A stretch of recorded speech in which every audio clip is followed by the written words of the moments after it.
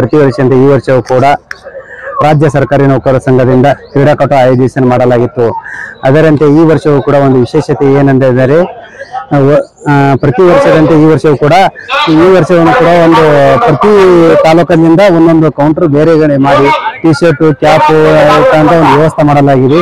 ರಾಜ್ಯದಲ್ಲಿ ಯಾವ ತರ ಒಂದು ಮಾಡಲ್ ಎಕ್ಸಿಬಿಷನ್ ಇದೆ ಅದೇ ತರ ಈ ತರನು ಕೂಡ ನಮ್ಮ ಜಿಲ್ಲಾ ನೌಕರ ಕ್ರೀಡಾಕೂಟದಲ್ಲಿ ಆ ತರ ನಾವು ಒಂದು ಪ್ಲಾನ್ ಹಾಕೊಂಡು ಮಾಡ್ತಾ ಇದ್ದೇವೆ.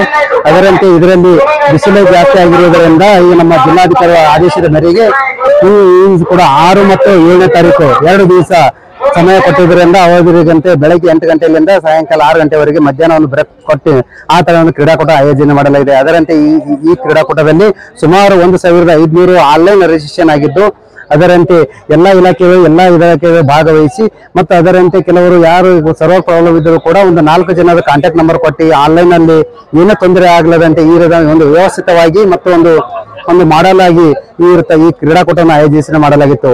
ನನ್ನ ಹೆಸರು ರಾಚಣ್ಣ ಬಿಸಗೊಂಡ, ಕ್ರೀಡಾ ಕಾರ್ಯದರ್ಶಿ, ಕಲಬುರಗಿ ಜಿಲ್ಲೆ, ಕರ್ನಾಟಕ ನೌಕರ ಸಂಘ, ಕಲಬುರಗಿ ಜಿಲ್ಲೆ.